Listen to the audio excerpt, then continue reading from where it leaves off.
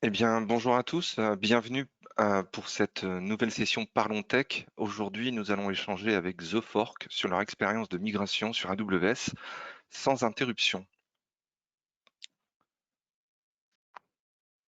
Je suis Sébastien Duval, Solution Architect chez AWS en France depuis bientôt 3 ans et demi, et j'ai le plaisir d'accompagner des clients dits digital natives tels que The Fork. Je remercie grandement Stéphane de The Fork et Aurélien de Cloudreach pour retracer ensemble, aujourd'hui, ce chemin de migration accompli sur AWS. Messieurs, bienvenue et merci d'avoir accepté cet échange. À tour de rôle, je vous laisse vous présenter à notre auditoire. Bonjour à tous, je m'appelle Stéphane Janin, je suis Engineering Director plateforme chez The Fork.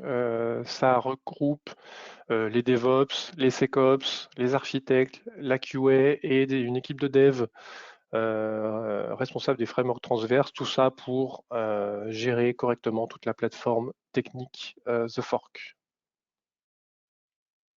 Merci Sébastien. Aurélien. Aurélien Bettini, Cloud System Developer chez Cloudreach, et j'ai participé à la migration pour The Fork. Super. Merci à vous deux. Sur cette demi-heure que nous allons passer ensemble, on va revenir sur la migration de The Fork, ses enjeux et ses contraintes. Ensuite, nous aborderons la transition technologique avec quelques anecdotes sur les bases de données, le queuing, le messaging, le search. Nous terminerons par des résultats que Stéphane va nous partager sur ce travail qui a été effectué afin d'évoquer avec lui les prochains chantiers. Merci Sébastien. Petite présentation de The Fork. Qui sommes-nous? Qu'est-ce qu'on fait? The Fork, c'est le leader de la réservation de restaurants en Europe et en Australie. On est présent dans 13 pays avec à peu près 60 000 restaurants partenaires, 30 millions de téléchargements d'applications et 20 millions de visites tous les mois. Et on a à peu près 20 millions de reviews, de revues dans nos bases de données. En termes de technique, on a environ 130 développeurs et une vingtaine de DevOps. On fournit deux types de soft, des softwares, software as a service pour les restaurateurs, qu'on appelle The Fork Manager, et également celui pour les personnes qui vont réserver au restaurant, donc l'appli mobile et le site web qui va avec. On va revenir sur nos 2 ans et demi de migration, sur nos choix, sur comment on a procédé. Donc 2 ans et demi, c'est très très long. Donc on va détailler 6 moments clés de notre migration pour arriver à la très bonne nouvelle, l'arrêt complet du Direct Connect avec notre ancien provider le 4 novembre, la semaine dernière. Donc c'est tout récent. Début de la migration. D'abord, pourquoi migrer? Pourquoi migrer sur un cloud public et sur AWS? C'est pour répondre à nos enjeux de résilience et de scalabilité. On a des enjeux de trafic le week-end, le vendredi soir, le samedi. On a des enjeux lorsqu'on fait des pubs télé, avec beaucoup de trafic à absorber à ces moments-là, ou par exemple également pendant la Saint-Valentin, qui est un jour assez particulier où on a énormément de réservations. Pour commencer notre migration, on a embauché des experts chez nous pour repenser complètement les fondations technologiques. Donc on est parti complètement, début 2019, en infra as code, sur la région de Paris pour limiter la latence avec notre provider historique. Et on est parti sur l'utilisation de quelques services managés, notamment l'orchestration des services avec un cluster cube managé. On a travaillé sur la connectivité network, qui est un gros sujet pour faire les choses proprement et bien avec bon niveau de sécurité. Tout notre système de log qu'on a dû migrer avec une stack ELK sur AWS et toute notre chaîne CI/CD. Les premiers bénéfices viennent en juin 2019 avec la migration de notre moteur de recherche qui était basé sur Solar le moteur de recherche derrière l'application B2C. Donc quand vous faites des recherches de restaurants sur l'application La Fourchette, The Fork, on était sur un gros cluster Solar chez notre hébergeur privé qu'on a migré sur AWS pour avoir plus de scalabilité et pouvoir effectivement avoir des instances plus grosses. Deuxième bénéfice, septembre 2019, on a migré le frontal web pour un événement qui se passe chez nous en septembre traditionnellement, qui s'appelle Tous au restaurant, où très souvent on a un repas acheté, un autre offert, avec des partenariats avec des étoilés par exemple. Donc c'est un événement qui génère pas mal de trafic, et donc avoir le frontal web sur AWS nous a permis en 2019 de bien répondre à la charge. Mais tout ça, ça prend un certain temps, et la construction de ces fondations, ça a pris quand même plus de temps que prévu, et on n'a pas eu tout de suite les bénéfices de scalabilité sur l'ensemble de notre infrastructure. En février 2020, juste avant le début de la pandémie, on est impacté par plusieurs choses. D'abord, il y a Google qui vient consommer une grosse partie de notre infrastructure, de nos ressources vers 19 h. Pas de chance, c'est juste au moment où on a besoin, on absorbe des pics de trafic. Et ils sont venus régulièrement, comme ça, à 19 h tous les jours, et on ne peut pas dire à Google, non, ce serait bien de venir à un autre moment. C'est pas possible. Résultat, avec notre capacité de traitement fixe, le jour de la Saint-Valentin, on a eu un crash, ce qui est quand même pas le meilleur moment pour nous pour être indisponible. Après ce crash, on a engagé plusieurs chantiers. Alors on a commandé des nouveaux serveurs, mais chez notre hébergeur privé, effectivement, ça prend un certain temps pour recevoir les nouveaux serveurs. Deuxième action, on a migré un monolithe B2C qui absorbait pas mal de charges, qui était encore en PHP 5, on l'a migré vers PHP 7 avec des grosses améliorations de performance. Et troisième chantier démarré, l'accélération de la migration AWS. Je repasse la main à Sébastien. Merci Stéphane, belle rétrospective. Je vais commencer par vous expliquer un petit peu qu'est-ce que c'est que le map, et avant, n'hésitez pas à poser des questions sur le chat à travers l'outil. Nous avons derrière des personnes qui sont là pour y répondre, et on aura une session à la fin pour faire ces réponses interactives avec vous. Qu'est-ce que c'est que le map? Le map, c'est un programme d'accélération de migration vers le cloud. Ce programme chez AWS a été conçu par rapport à l'expérience de migration de centaines de nos clients. Il est composé d'une méthodologie de migration agile. Il s'appuie sur un réseau mondial de partenaires approuvés, d'outils d'automatisation, d'un parcours de formation pour monter en compétences nos clients, les aider, les accompagner, et d'investissements financiers pour aider à gérer ces coûts de migration, entre guillemets, ces coûts de double run. En 2020, pour aider The Fork à accélérer dans cette migration et refactorisation, nous leur avons proposé de s'inscrire dans cette démarche. Avec nos équipes partenaires en interne chez AWS, nous avons identifié Cloudreach comme étant le plus approprié à satisfaire leurs besoins. Merci Sébastien. Donc, comme tu l'as expliqué, nous avons accéléré la migration The Fork, donc à l'aide du programme MAP, et durant les dernières phases.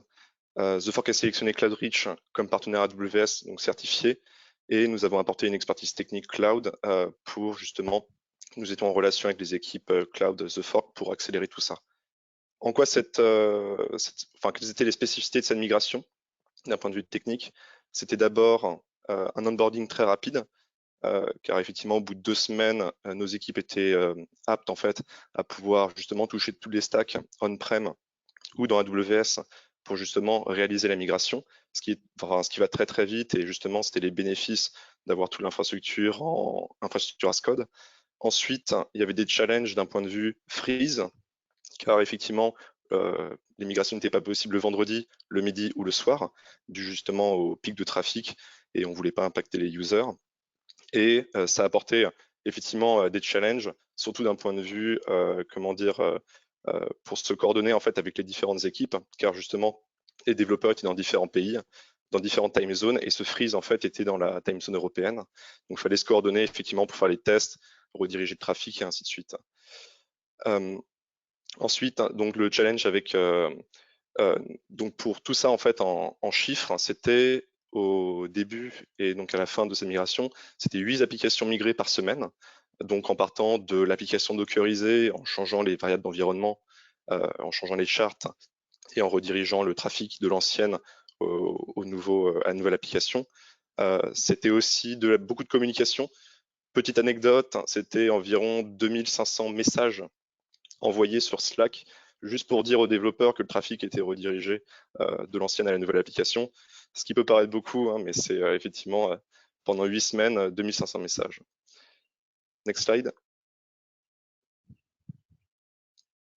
Donc, The Fork a sélectionné Cloudreach effectivement pour très rapidement pour présenter l'entreprise. C'est d'abord d'un point de vue expertise technique avec 12 ans d'expérience.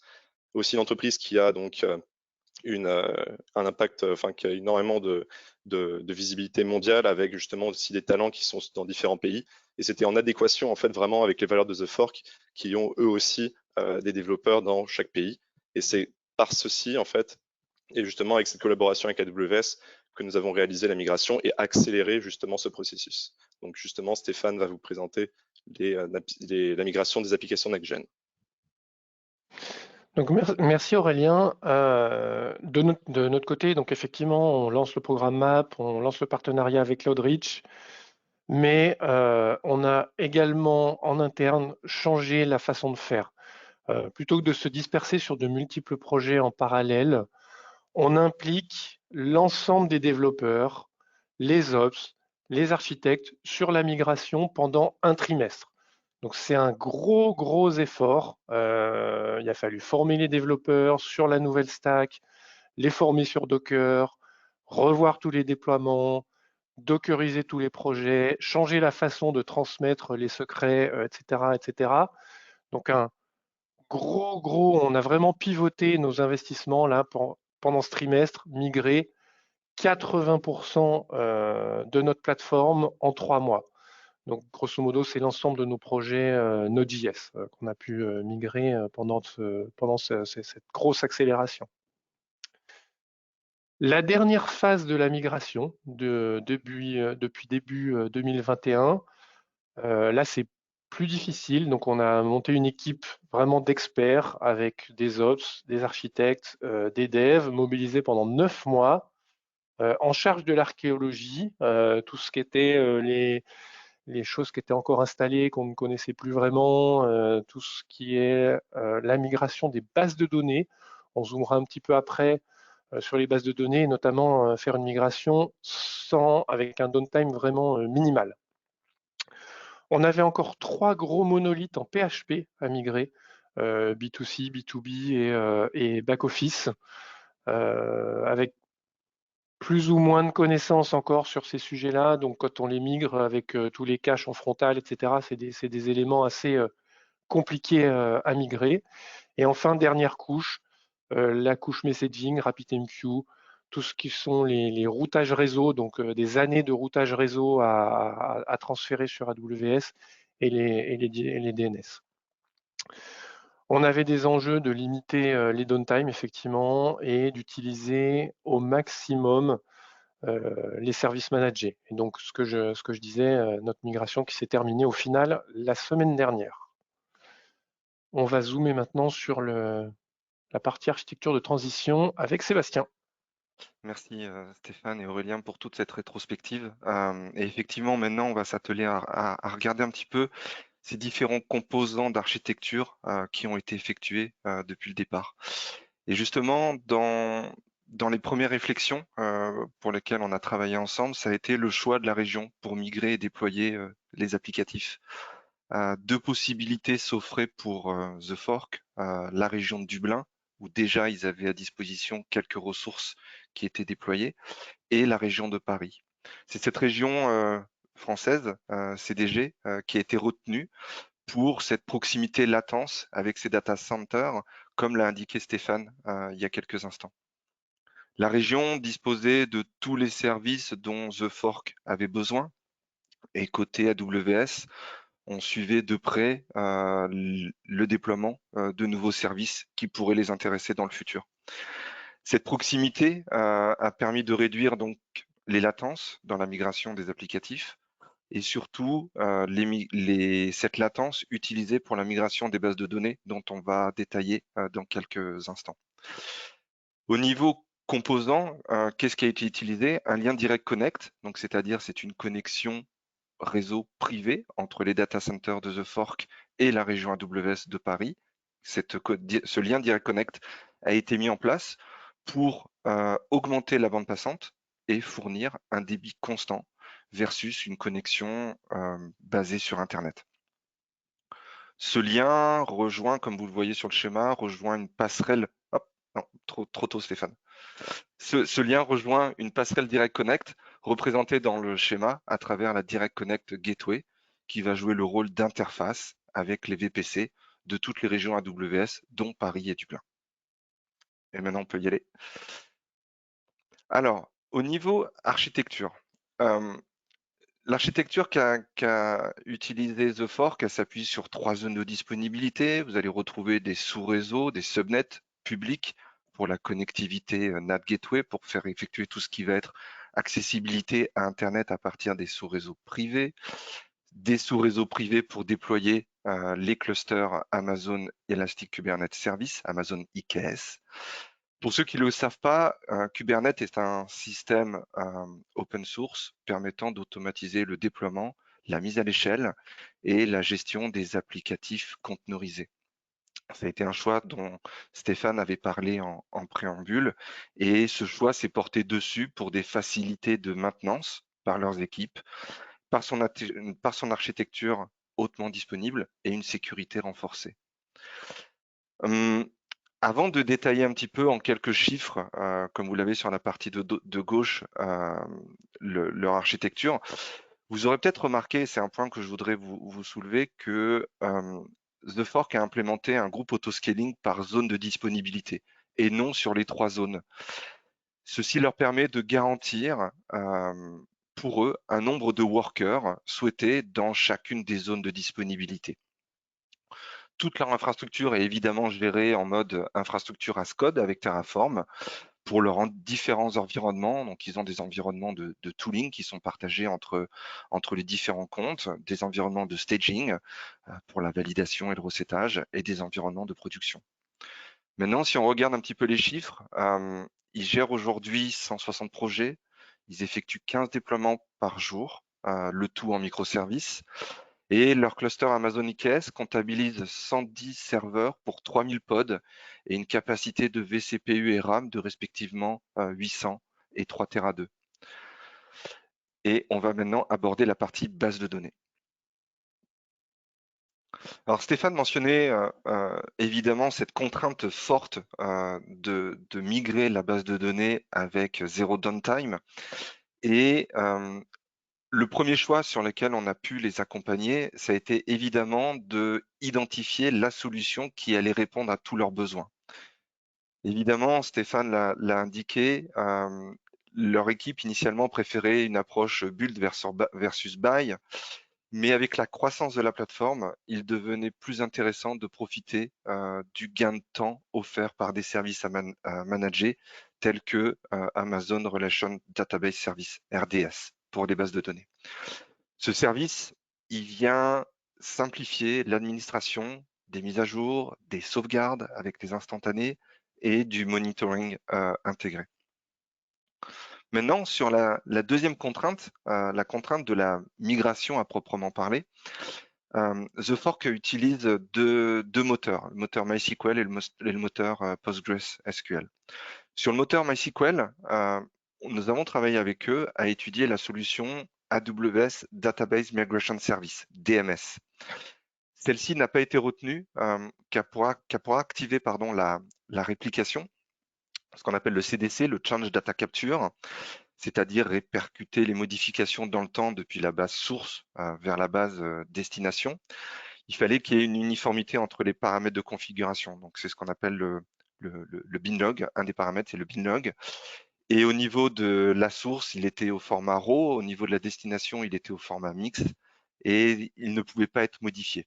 Et donc, les équipes de The Fork ont finalement opté sur une solution qui s'appelle Percona Extra Backup, qui consiste à faire un backup depuis la base source sur Amazon S3 et depuis AWS, depuis RDS, de faire cette restauration depuis S3. Et la réplication était définie dans les fichiers de configuration et elle a été instanciée une fois cette opération. Et c'est une réplication qu'on appelle des binlogs. Et sur leur deuxième moteur de base de données, sur PostgreSQL, les besoins étaient différents pour The Fork. Les bases étaient plus petites, les contraintes d'utilisation étaient moins fortes. DMS avait été écarté pour une réplication logique via PG Logical. Et comme le montre le schéma, une fois cette migration terminée, il ne restait plus qu'à modifier l'application afin de la faire pointer directement sur AWS. Je laisse maintenant la parole à Stéphane qui va nous parler de son retour technique sur RabbitMQ, la solution de gestion de queuing de messages. Donc merci Sébastien. Déjà, je vous ai mis quelques chiffres effectivement sur notre cluster RabbitMQ de production pour avoir une idée du nombre de queues, nombre de messages. Alors c'est un snapshot que j'ai pris un après-midi. Ça peut être évidemment, on peut avoir des pics beaucoup plus élevés en soirée.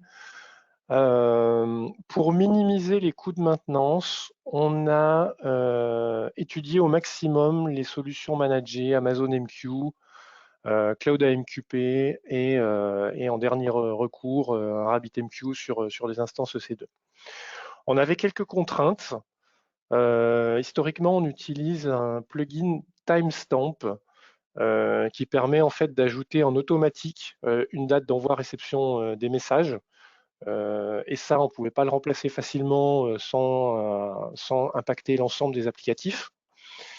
Et deuxième contrainte, on ne pouvait pas upgrader notre cluster RabbitMQ chez notre provider parce que ça aurait nécessité un gros downtime parce qu'il était sur un OS trop vieux et une trop vieille version de Rabbit. Donc on aurait eu un gros downtime pour réaliser l'upgrade. On n'a pas pu retenir Amazon MQ parce que le plugin timestamp n'était pas dispo. Et donc, comme je disais, ça aurait eu trop d'impact d'essayer de remplacer ça au niveau applicatif. On a des centaines de microservices à modifier. Et Cloud AMQP, on n'a pas pu le retenir non plus parce que pour le connecter vers notre cluster interne avec le shovel ou de la fédération au niveau réseau, on manquait de souplesse à ce niveau-là. Du coup, en détail, comment on a fait notre migration sans perte de message? Déjà, on a créé un nouveau cluster sur des EC2, sur 3 zones de dispo sur AWS, avec en frontal un load balancer qui permet de répartir la charge et de répartir les queues et la distribution des messages. Là, avec utilisation de la dernière version de Rabbit, dernière version de Erlang. Tout est créé avec du Terraform en infra as code. Très important pour nous, comme ça on peut répliquer pré-production, production. Si jamais on a un incident quelque part, on peut tout recréer très facilement. On a mis en place le shovel qui permet pour chaque queue d'envoyer tous les messages sur le cluster AWS. Donc on partait de notre provider vers AWS, tous les messages sont envoyés. La fédération, c'était pas possible parce que la fédération, elle nécessite d'avoir la même version de Rabbit, pour info. Et dernière étape, on bascule les applications qui envoyaient sur le HA proxy, on les bascule sur le network load balancer d'AWS, et donc elles se mettent à consommer les derniers messages qui étaient envoyés par le shovel, elles se mettent à publier sur le nouveau cluster, et donc après quelques minutes, on peut supprimer le shovel et on est intégralement basculé sans perdre un seul message sur le cluster AWS. Je voudrais parler également d'un projet qui a été possible début 2021 parce qu'on était déjà sur AWS. Donc là, je vais parler de notre moteur de recherche B2B, celui qui est dans The Fork Manager pour les restaurateurs, où il faut qu'ils puissent venir faire des recherches en fonction des données de réservation propres à leur propre restaurant. Pareil, on était sur une stack Solar avec un index qui était pas du tout scalable en fonction de l'augmentation du nombre de restaurants et du nombre de bookings. Et on a travaillé les ops, les devs, les archis avec AWS également sur plusieurs solutions. La solution Elastic Cloud, la solution OpenSearch, un cluster Elasticsearch hébergé de notre côté ou rester sur Solar. On ne pouvait pas rester sur Solar à cause de la modélisation des index qui était vraiment à revoir. Donc on est passé en 2 étapes. D'abord, corriger les index Solar, ça ne suffisait pas pour avoir nos gains de perf. Puis passer sur une solution Elasticsearch où on a choisi au final la solution OpenSearch d'AWS, ce qui nous a permis d'avoir un temps de réponse, comme on peut voir, vraiment meilleur. La solution Elastic Cloud, elle a été éliminée pour info pour des raisons de coût. Et pareil, pour avoir une connectique privée, c'était compliqué pour se connecter simplement à notre souscription. Autre premier bénéfice donc de notre migration. Déjà, quand on a migré tous les workloads qu'on a migrés de chez notre hébergeur sur AWS, on a eu automatiquement un temps de réponse amélioré de 30%. Pourquoi? Parce qu'on est tout simplement sur des générations d'hyperviseurs et des générations de processeurs qui étaient plus récentes. Donc immédiatement, on a eu ce premier bénéfice. Ensuite, on a pu très vite activer l'horizontal pod autoscaler.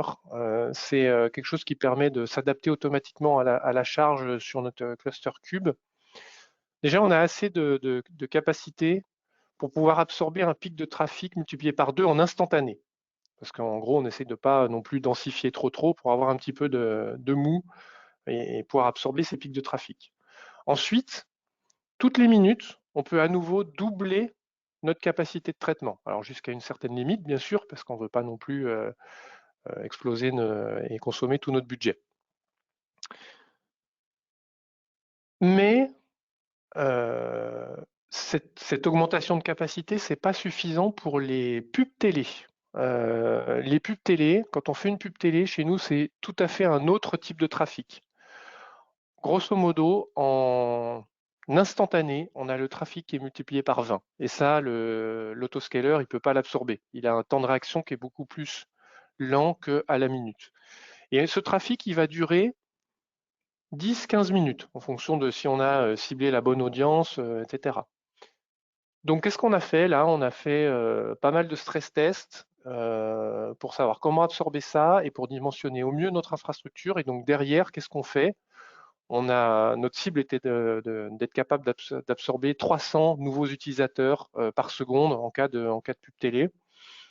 Et ça se fait par du pré-provisionnement d'infrastructure. C'est-à-dire qu'un petit peu avant 19h, quand on lance nos pubs télé, on rajoute des serveurs. Après minuit, 1h du matin, on les enlève. Et comme on paye à la minute, ça nous permet d'absorber ce gros trafic.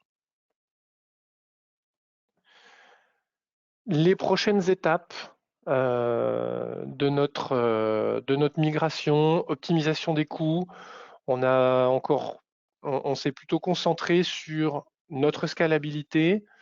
Maintenant, on va se concentrer sur l'optimisation des coûts également avec le choix d'instances réservées, par exemple, ou d'autres solutions. On va travailler sur les sandbox on demand. Alors celui-là, c'est en tant que développeur, j'ai terminé mon développement, je voudrais le tester, le lancer en QA pour pouvoir partir en production. Je demande un nouvel environnement qui ressemble à la production. Je l'ai en une dizaine de minutes avec un ensemble de données et des bases de données assez représentatives. Je lance mes tests de QA et hop, derrière, je peux directement aller en production. C'est quelque chose qu'on n'a pas aujourd'hui, c'est quelque chose qu'on aimerait bien avoir l'année prochaine. Les événements marketing avec IEM. IEM, c'est un processus d'accompagnement d'Amazon Infrastructure Event Management qui permet de vérifier que déjà, nous, on a la bonne architecture pour absorber ces gros pics de trafic type Black Friday. Alors, nous, on n'est pas soumis au Black Friday, mais type tous au restaurant, par exemple, pour nous, mais qui permet aussi de vérifier que côté AWS, toutes les limites sont bonnes. Les limites sur le nombre au niveau réseau, les limites au niveau load balancer, voilà, que tout soit bon. On va vouloir également travailler sur notre résilience multi-région ou sur notre plan Disaster Recovery Plan. En conclusion, si on revient sur ces 2 ans et demi de migration, moi, ça a été 2 ans et demi très difficiles. Pourquoi? Parce qu'on a fait un gros refactoring. Et du coup, avoir toute la valeur et toute la scalabilité, toute la business value, c'est quelque chose qui est arrivé très tard. Donc on a pendant 2 ans et demi, ça a été vraiment difficile et ça a nécessité beaucoup de patience.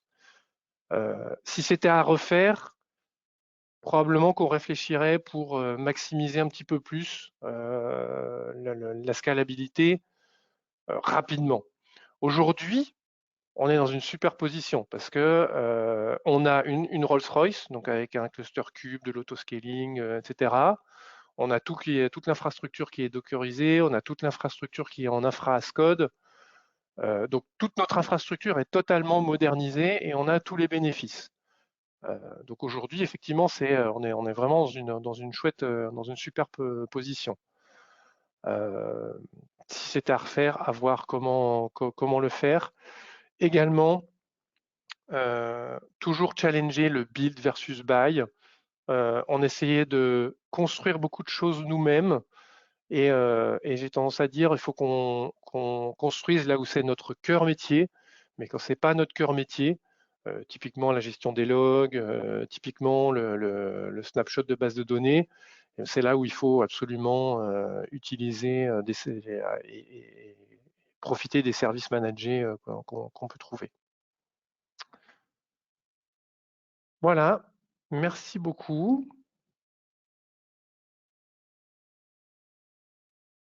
Sébastien. Oui, alors maintenant on va pouvoir aborder une partie qu'on adore tous particulièrement, c'est sur la partie Q&A. Et je crois qu'il y a une première question, Laurent, si je ne me trompe pas. Alors, on a 3 questions. La première de Mourad qui dit merci. C'est pas une question, c'est une affirmation. Merci à toi, Mourad, aussi d'avoir assisté à ce webinaire.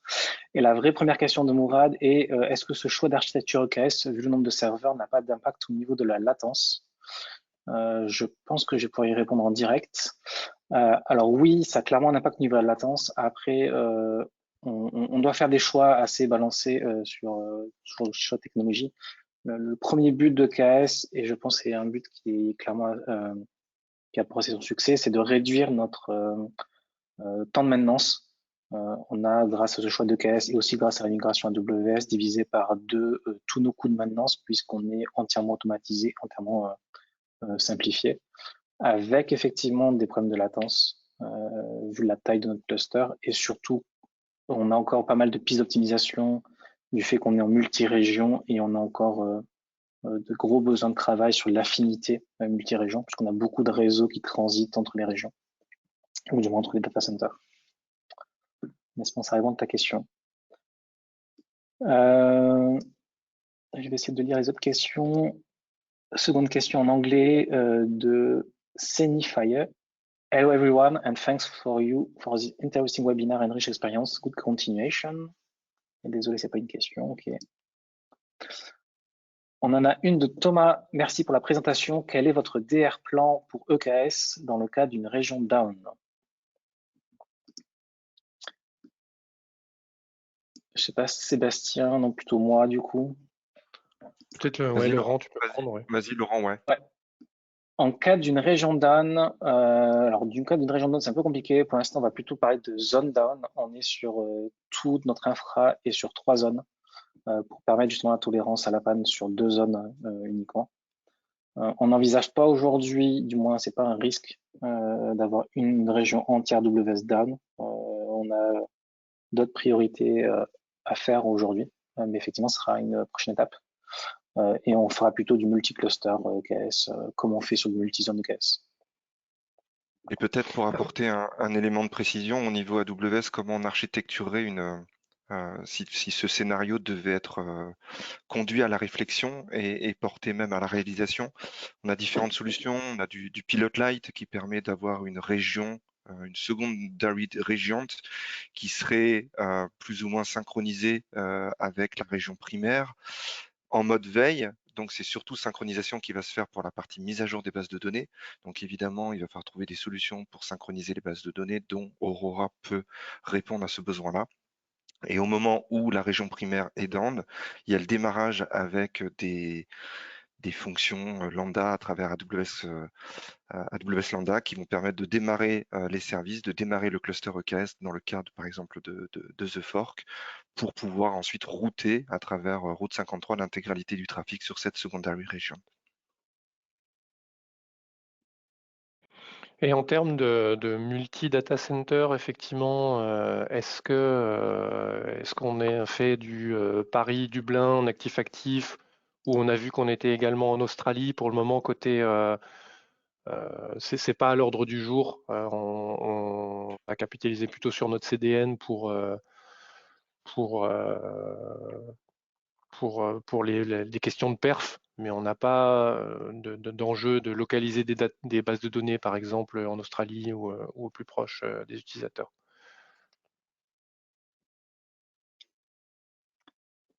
Prochaine question de Sherazade. Utilisez-vous Kubernetes avant de migrer sur AWS?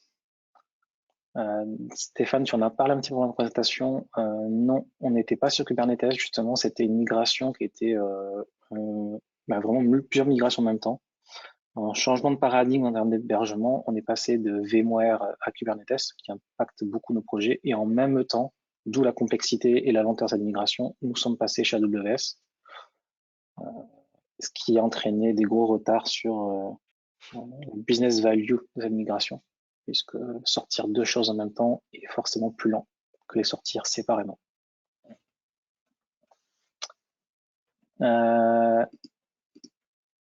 Une question d'Olivier. Merci pour cette présentation. Peut-on avoir une idée de l'investissement Cloudreach en termes de professionnel service, nombre d'hommes jour, la migration ayant duré 2,5 ans?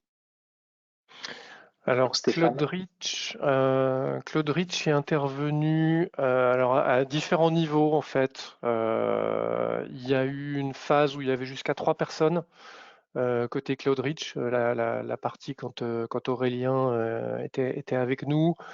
Après, sur la partie, et grosso modo 3 personnes pendant 6 mois. Et après, en 2021, environ une personne encore pendant 6 mois sur la partie archéologie. C'était plus un processus industriel de migration, mais quand on était sur les 80% de nos services Node.js, là on était vraiment ultra industriel. Après, sur la partie archéologie, on n'avait plus qu'une personne qui était avec nous. Tout à fait, Stéphane. Et effectivement, on était, quand c'était industrialisé, on était 2 développeurs full-time à effectivement faire les migrations. Et au début, il y avait aussi un architecte pour certaines recommandations.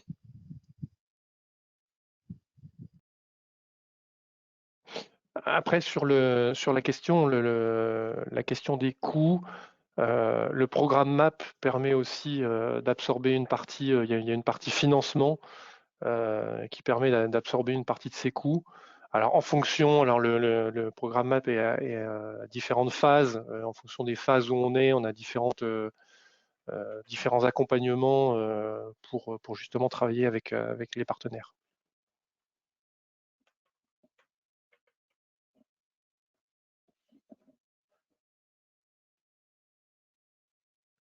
Alors, on a une nouvelle question de Thomas, assez technique. Merci pour la réponse. Et du coup, la raison d'avoir des ASG liés aux ASI, c'est uniquement pour les failures de domaine sur EBS ou y a-t-il d'autres raisons?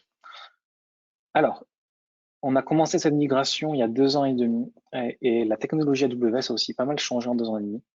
Le choix, par exemple, d'avoir des ASG dédiés nous semblait pertinent il y a 2 ans et demi pour pouvoir justement mieux fine-tuner le nombre d'équilibres de serveurs entre les zones et aussi mieux gérer à l'époque les spots parce qu'à l'époque, on n'avait pas les flits comme aujourd'hui, vous pouvez les gérer nativement dans un seul ASG.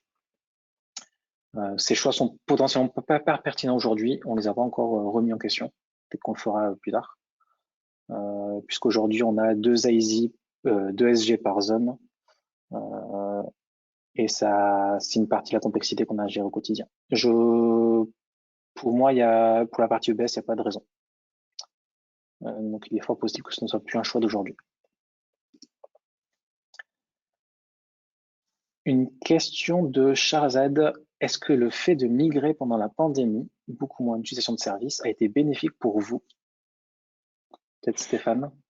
Alors oui, effectivement, pendant la pandémie, alors nous on a été extrêmement impactés par la pandémie et ça nous a permis d'engager justement des travaux à la fois sur nos fondations technologiques sur AWS et sur d'autres parties. On avait une transformation en microservices qui était en cours, qu'on a pu accélérer. Donc effectivement, d'avoir un trafic très limité nous permettait aussi de prendre un peu plus de risques sur les risques d'interruption de service, notamment les débuts de migration intensive, etc. Ça a simplifié les choses effectivement. Et si je peux rajouter quelque chose, c'est aussi, je pense aussi à un cas où effectivement c'est utile, mais dans d'autres cas, ça peut l'être un peu moins, typiquement pour des services qui étaient utilisés avant le confinement et qui sont plus du tout après. Donc quand on fait la migration, on se retrouve, on switch le trafic, mais on n'a plus du tout en fait de valeur de test pour comparer, parce qu'effectivement, il n'y a plus du tout de clients en fait. Donc ça, c'était un peu le drawback pour certaines applications. Oui, tout à fait. Le monitoring des erreurs était un peu compliqué parce qu'il n'y a pas de trafic, il n'y a pas d'erreur, mais effectivement. Ouais. Je n'ai pas de questions supplémentaires. Peut-être en quelques secondes, s'il y en a qui veulent en poser d'autres.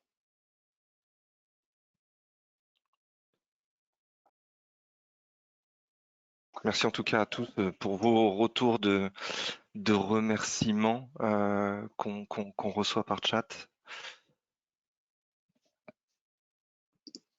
Hop, je pense qu'on peut aller sur la fin. Donc on arrive à la fin de ce témoignage. Je remercie grandement Stéphane, Laurent, Aurélien pour leur participation, pour avoir évidemment retracé ce chemin de migration en termes de choix architecturaux, de composants, et également dans la méthode et process. C'était intéressant. Un petit point, c'est The Fork publie régulièrement des blogs sur leur accomplissement ou leurs réflexions.